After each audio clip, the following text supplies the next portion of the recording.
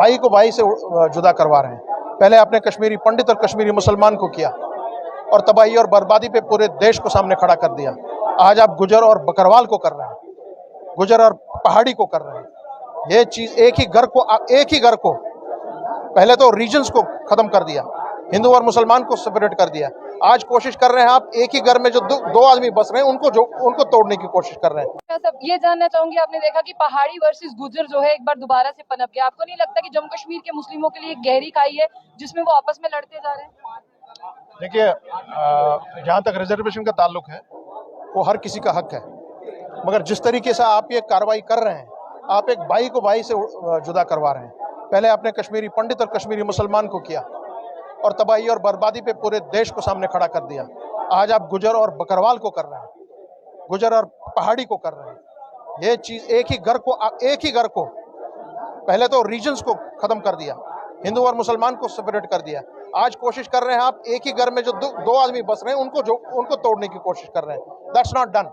और ये जो जहां तक रिजर्वेशन का ताल्लुक है, जब तक हमारे पास अपनी लेजिस्लेटिव असेंबली ना हो, लेजिस्लेटिव काउंसिल ना हो, हमारे स्टेक होल्डर्स ना हो, हमारी गवर्नमेंट ना हो, ये उनका काम है देखना कि किसको कितनी रिजर्वेशन देनी है और क्या करना है। It is their job. लेकिन आपने देखा कि लेफ्टिनेंट गवर्नर खुद गए थे डेलीगेशन के साथ वहां पर, जब असेंबली में जो है अगर लोकसभा की बात करें वहां पर बिल पेश किया।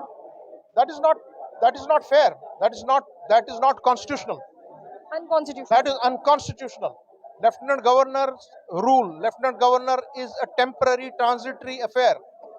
He cannot do things which are of permanent nature. That is for the state government, that is for the legislature, that is for the people of Jammu, Kashmir and Ladakh to see what is to be done. देखा कि बार-बार जो है वो केंद्र सरकार ये कहता है कि हमने जम्मू कश्मीर को बदल दिया, पत्थरबाजी की घटना कम हो गई है, कश्मीर में फिजाएं अब बहाल हो रही हैं जो फिजाएं पहले कश्मीरी लीडर्स ने बहाल नहीं होने दी। कल ही आपने देखा कि 8 से 10,000 महिलाएं हमारी वो गायब हैं। That is shameful. मणिपुर की घटना को कैसे देखता है? शेमफुल। और उसी चीज को रोकने के लिए हम सबको कमर बस्ता होना चाहिए। और मैं इतना ही कहना चाहता हूं आपकी चैनल की वसादत से कि जो अरबाब इख्तिदार हैं, जो लोग इस वक्त शासन चला रहे हैं पूरे मुल्क का, how can they sleep in the night? जब मेरी बहन का आप सरेआम रेप कर रहे हैं, उनके आदमी को मार रहे हैं, उसके भाई को मार रहे हैं, और आप बड़ी बड़ी डींगे मारते हैं यहाँ पे, how can you sleep?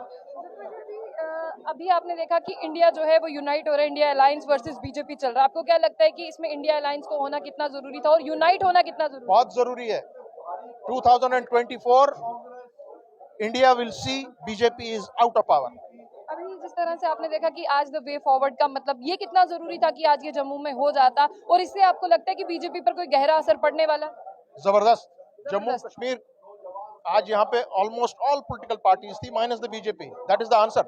Awami national conference से मुजफ्फर शाजी थे हमारे साथ। उन्होंने बताया कि कितना जरूरी था जिस तरह से इंडिया अलायंस का होना, क्योंकि आने वाले 2024 के इलेक्शन हो उसके लिए किस तरह से कितना जरूरी था कि सारी जितनी भी पॉलिटिकल पार्टीज है वो यूनाइट हो बीजेपी के अगेंस्ट। तो आपने उनकी बातचीत सुनी, आप क्या कहना चाहते हैं उसे आप कमेंट बॉक्स में कह सकते हैं।